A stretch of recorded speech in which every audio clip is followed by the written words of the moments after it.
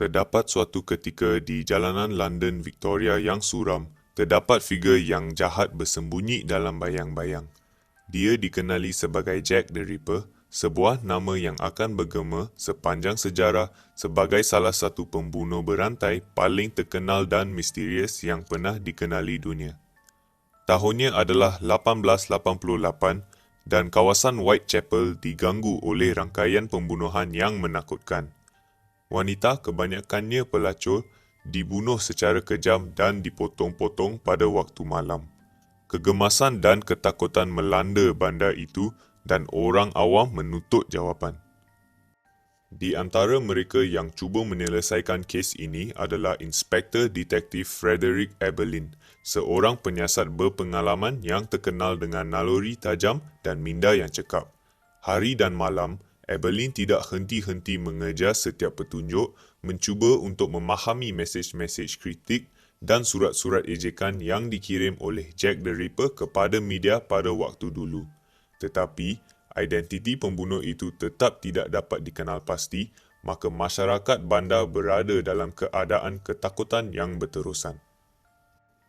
Tindakan kejam Jack the Ripper terhadap mangsa-mangsanya sungguh menakutkan dan keji. Contoh-contoh kekejaman yang dilakukan termasuklah menggorok leher mangsa dengan pisau yang tajam mengakibatkan kematian.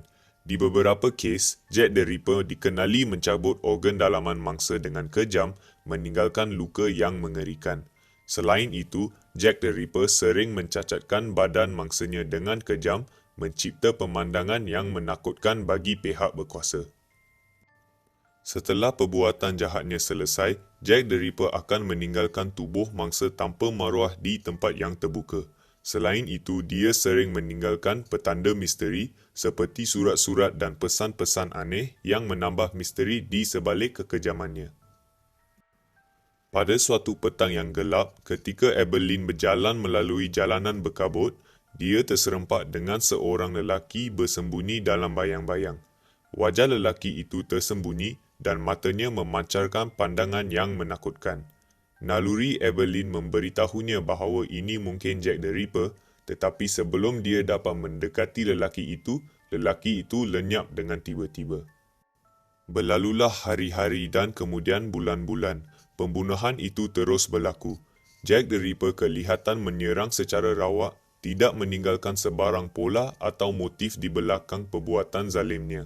Setiap petunjuk yang diusahakan oleh Eberlin berakhir dengan jalan buntu dan identiti Jack the Ripper tetap menjadi misteri yang membingungkan.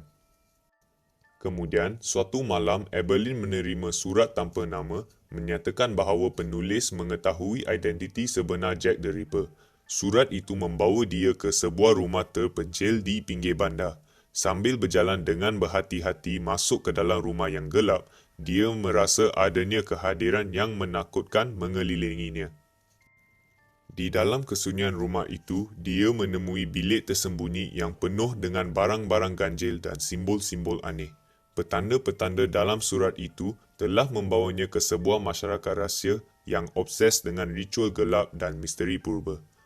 Masyarakat itu percaya bahawa mereka telah menggunakan kuasa gelap untuk melepaskan Jack the Ripper ke atas bandar, iaitu sejenis entiti jahat yang bertindak sebagai alat bagi memenuhi hasrat mereka. Eberlin sedar bahawa identiti sebenar Jack the Ripper lebih kompleks daripada yang pernah dijangkanya.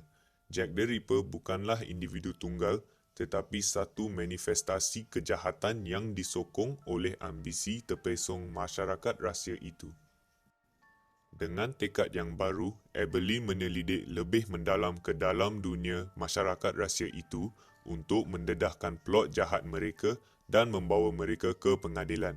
Tetapi, semakin dia mendekati kebenaran, dia mendapati dirinya terjerat dalam rangkaian penipuan dan bahaya. Kisah tentang Jack the Ripper dan misteri yang tidak terpecahkan mengenai identiti sebenarnya telah terus menghantui dunia selama beberapa generasi.